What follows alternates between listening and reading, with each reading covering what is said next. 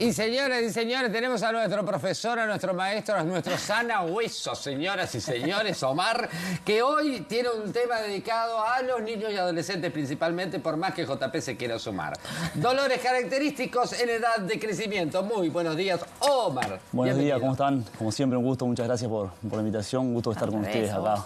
Yo no me acuerdo de haber tenido dolores de huesos por el crecimiento. Yo no me acuerdo, pero mi sobrino tenía dolores de rodillas. Yo no me acuerdo. ¿Vos tuviste? Buena espalda. No, pero tenía compañeros de clase en el liceo que tenían. Sí, que les pasaba a veces, no iban al liceo porque no sabían si eran físicos, si era por un mal esfuerzo en gimnasia, claro, generaba como un susto, ¿viste? No, yo no. Sí, sin embargo, a veces, digamos, parece como algo raro y es bastante común. Encontramos estas lesiones de crecimiento en niños y adolescentes que muchos profesionales y profesionales de otros países se han encargado como de describirlas un poco más. Por ejemplo, algunos cirujanos suecos o algunos traumatólogos suizos han estudiado un poco estas características de niño y adolescente y son dolores que empiezan a aparecer ya sea en rodilla o en el talón o en la parte posterior del muslo a nivel del pliegue glúteo, por ejemplo, a partir de los 7, 8 años y hasta 17, 18, 19 años podemos encontrar estas disfunciones. Son en realidad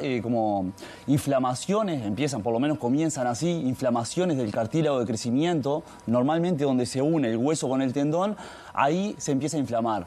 Se empieza a inflamar hasta poder llegar a generar una deformación en el hueso, que es lo que le genera mucho dolor al niño y adolescente. Omar, a mí me pasó que, por ejemplo, a los 13 años medía 1,58 y a los 14 medía 1,88. Bien, bueno, crecí 30 centímetros en un año. Exacto, eso las que rodillas las tenía destrozadas. Eso que está nombrando es exactamente así. Muchas veces... Es que el tendón no se desarrolla a la velocidad del hueso. Ahí va, bueno, vendría a ser como uno de los motivos. Como que el hueso, hay un crecimiento muy rápido de la parte ósea, digamos. Sí. El tendón, que vendría a ser como la unión del músculo con el hueso, no acompaña ese crecimiento rápido y lo que empieza a generar es tracción desde el tendón hacia el hueso. Y entonces muchas veces esa tracción empieza por deformación del hueso, el hueso también tiene su parte plástica, digamos, que se puede deformar, o hasta a veces pequeños traumatismos óseos, o como vemos a nivel del tobillo, por ejemplo, tenemos una bien característica que se llama enfermedad de Sever, que justo es atrás del talón mismo, y a veces hay hasta pequeños desprendimientos óseos, desde el tendón, un pequeño desprendimiento, y bueno, y se presenta clínicamente como que el niño adolescente, empieza a referir dolor, molestia en esas zonas, atrás del talón, en la rodilla mismo puede ser, en la parte superior de la rótula o en la parte inferior a nivel de lo que se conoce como tuberosidad anterior de la tibia, que es un poquito por debajo de la rótula, ahí el tendón rotuliano justamente empieza a cinchar mucho en ese desprendimiento y el niño, niña o adolescente, flexionar la rodilla, doblar la rodilla, le duele muchísimo. Pero vos me decís esto de la adolescencia, ¿no? Del desarrollo. Niño, niña, adolescente. Pero no, por lo que yo pensé que después se iban porque terminaba de desarrollarse. Pero si vos me decís que puede deformar el hueso, puede ser algo para toda la vida. Sí, a ver, puede ser.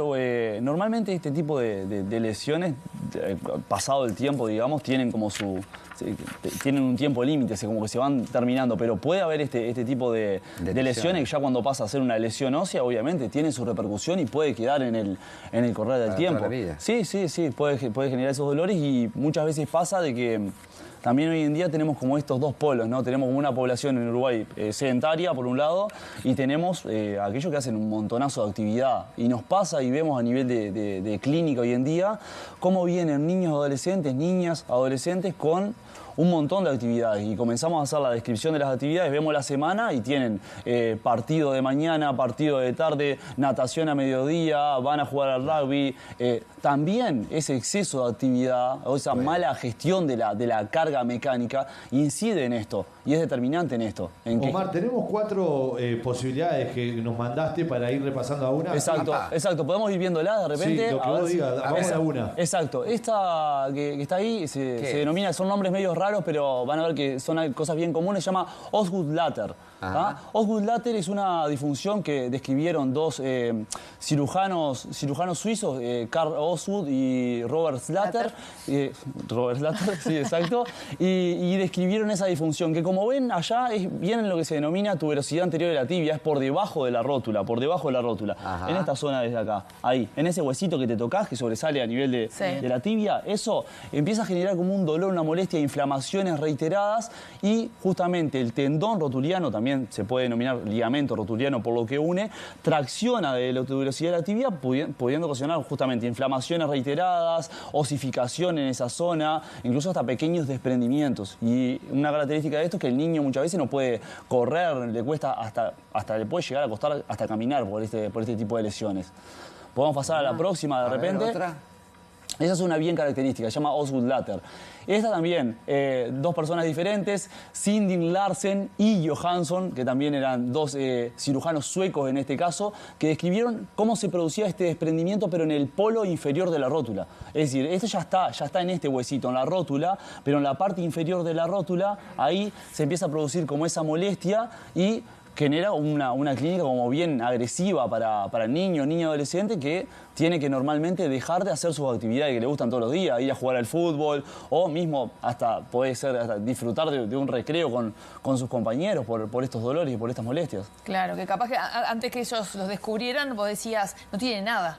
Y claro, por eso o son, digamos, dolores generales del crecimiento hasta que se empezaron a descubrir, a describir y ver cómo podemos hacer para que estas cosas, bueno, disminuyan un poco su incidencia, o en las primeras etapas tomar acciones bien concretas para decir, bueno, que esto no se desarrolle a peor y que este niño o niña no Decime que los pediatras más o menos saben todo esto. Yo considero que sí, y si no lo saben en este momento, justamente estamos informando de estas cosas que es bien interesante. Como padre, ¿cómo me puedo dar cuenta, Omar, que mi gurisa le pasa algo de esto para que no se siga grabando todo este daño? Porque le duele. Ya te empiezan a tirar como esa información de a poco que, digamos, primero que nada, no infravalorar la información que te da el niño, ¿no? Porque muchas veces, no, me duele un poco acá, bueno, ya se te va a pasar, son niños, como que pasa todo y vale todo, ¿no? Exactamente. Entonces, principalmente empezar a escuchar atentamente, bueno, dónde le duele, cuándo le duele, si ese dolor que empiezan las actividades después pasa durante la actividad o al revés, o se empeora con la actividad, que es bien característico de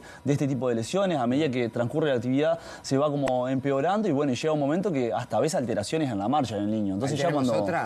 Sí, esta es otra, se llama Sever, y ahí mirá justamente lo que está mostrando la radiografía, es como hay hasta un pequeño desprendimiento del talón a través del tendón de Aquiles, que justamente se inserta ahí en el calcáneo, se genera como esa tracción y ese desprendimiento, y de repente acá ves al niño capaz que caminando hasta en punta de pie. Lo ves caminando hasta en punta de pie porque bajar el talón implica una tensión desde el tendón de Aquiles que va a generar justamente tracción a nivel del calcáneo, que es donde está la zona de inflamación.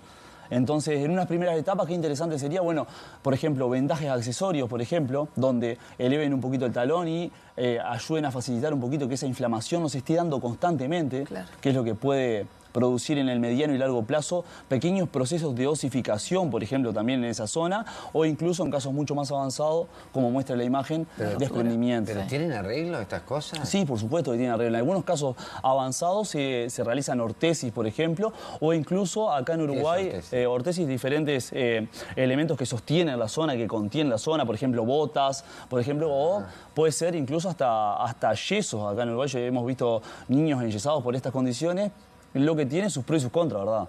Porque obviamente ponerle un yeso a un niño muchas veces implica que toda la parte activa, toda la parte muscular, de alguna manera, quede como toda flojita, ¿sí? Bien. ¿Queda la cuarta? Nos queda una más. Perdón. A ver si teníamos la imagen no, esta la vamos a describir, ahí va. Esa es la parte inferior de la cadera, ahí si la vemos un poquito más lejos se va a notar un poquito más. ¿Qué es lo que les decía yo? Y por debajo del pliegue glúteo, por debajo del pliegue de la cola, se denomina apofisitis isquiática. Y es justamente una tracción que hacen los tendones posteriores desde el isquion, bien desde esos huesitos donde nos sentamos, ¿vieron? Hay huesos. Esos huesitos donde nos sentamos, ahí va, desde ahí mismo justamente traccionan los tendones posteriores, y en una primera instancia pueden generar como esa deformación. Y entonces acá el niño te dice de repente, bueno, me duele cuando me siento, me duele cuando levanto bastante la rodilla hacia arriba. Hay como marcadores clínicos bien específico para vos que preguntabas, bueno, ¿cómo me doy cuenta de estas cosas, no? Cuando me siento, cuando estoy corriendo, haciendo actividad, cuando levanto la pierna, me duele en esta zona y se marca bien con el dedo ahí, se marca esa zona, o me duele ahí, o me duele acá, o me duele acá, o me duele acá. Bien. Camina en punta de pie, no puede flexionar del todo la rodilla, porque flexionar más la rodilla implica que esto genere más tensión. Entonces esa tensión a nivel muscular y miotendinosa es lo que genera más dolor en la zona de inflamación repetitiva.